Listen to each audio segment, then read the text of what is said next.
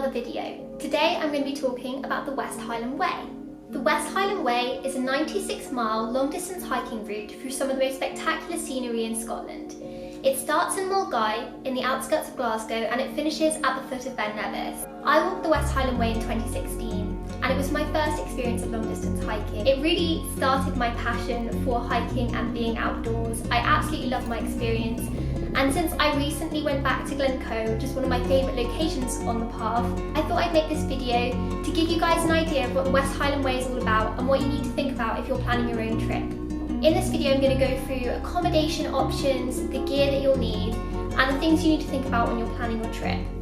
Most people hike the route from south to north, and I think the main reason for that is just that starting the route on the outskirts of Glasgow is a pretty easy way to reach the route because it's easily accessible by public transport, and then there's also the added benefit of finishing the walk at the foot of Ben Nevis, which is just a really exciting prospect to keep you going through those hard days of walking. The best time to walk the West Highland Way is between June and September. You can hike as early as March or as late as October, but just bear in mind that if you are heading in towards winter, then you're going to have shorter days, which is going to mean you're going to have to hike faster, and you're also going to have more difficult weather conditions, whether that be temperatures being lower, driving rain, ice, potentially snow. So personally, if I was walking this, I would definitely recommend to go in those summer months. So talking of accommodation options, you have two main options when you're hiking the West Highland Way.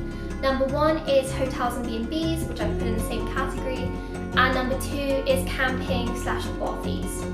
So first of all, let's talk about hotels. So when I hiked the West Highland Way in 2016, we decided to get a company to transport our luggage from hotel to hotel. So when we got in at the end of each day, our stuff was there waiting for us. This is really good because it meant that during the day we just hiked with the stuff we needed for the day, so water, food and some dry clothes, and we didn't have to lug everything with us.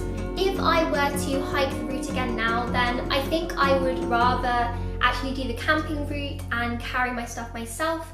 Obviously, as you know, wild camping is legal in Scotland. However, you cannot necessarily camp along the West Highland Way. There are certain areas along the way that are protected, mainly due to just the large number of hikers that they get going through the West Highland Way, and also the natural beauty spots that it passes through. In these protected areas, such as around Loch Lomond and also near Glencoe, you need to camp in campsites or in specific camping spots that have been earmarked for the use of campers. Your accommodation choices are going to dictate how many miles you walk each day. Just think about what kind of pace you're going to be wanting to walk, figure out how many miles that would be per day, split up the 96 miles accordingly, and then book your accommodation based on that. So when I hiked the West Highland Way, I did it in 8 nights. But you can do faster options. Some people decide to go even faster and just go for 6 nights, or there's the 7 nights option. So I'm going to list you some itineraries and go through that now. So the next thing to think about is gear. You are going to need a lot of hiking gear. If you have never been hiking before, then there's quite a lot of things to think about. So first of all, you need to think about getting a good pair of hiking boots. I would definitely recommend buying them a few months before you head off on your hike, and just breaking them in and getting used to wearing them on hikes around your local area.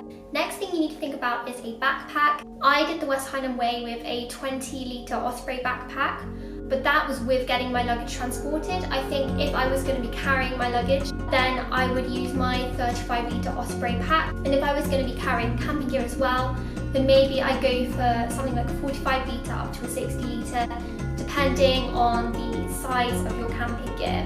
A water bladder is another essential item. This is like a bag of water essentially that you put in the back pocket of your rucksack, and then this means that you can just take a drink while you're walking and you don't have to stop. In terms of clothing, a quick rundown would be about 3 good pairs of socks.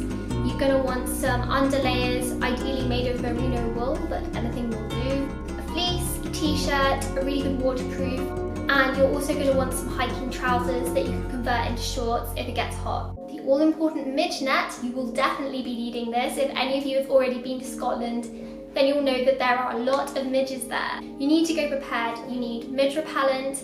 Ideally take multiple types because sometimes you'll find that one type works better than others. You need a midge net. It's absolutely essential, otherwise you will just hate your experience. You're also going to want to have a sun hat in case it's sunny, gloves, wool hat, and a spare fleece or jumper. You're going to want maps, a West Highland Way guide that contains maps that you can use. A first aid kit including plasters and anti-bac, sun cream, a dry bag in case it rains and you want to keep the stuff inside your backpack dry, and a waterproof bag cover. So finally, I wanted to talk about food and supplies. Obviously, if you're staying in hotels and B&Bs, most of them will have food options, or there'll be restaurants or cafes nearby where you can get a bite to eat. But you're still going to need to think about snacks for during the day, and also potentially lunches. If I remember correctly, when we walked the West Highland Way, most of the B&Bs and hotels that we stayed at offered a lunch service where they'd make you a sandwich. You could just pick that up each morning and take it with you. That was really helpful. But I definitely phone ahead and check whether that service is still available, because if not, then you might want to pack things for lunches like throughout your walk. Obviously, if you're camping, then your food scenario may be quite different. If you're going to be cooking using a lightweight camping stove, then you're going to need to bring food with you for that. I'd say there's not really that many opportunities to stock up on the journey. There are places where you can buy some snacks and some bits and bobs. Blah, blah, blah. I hope you enjoyed this video, and if you have any questions, then please leave them down below in the comments. And if you enjoyed this video, then please like and subscribe. I'll see you all next time. Bye!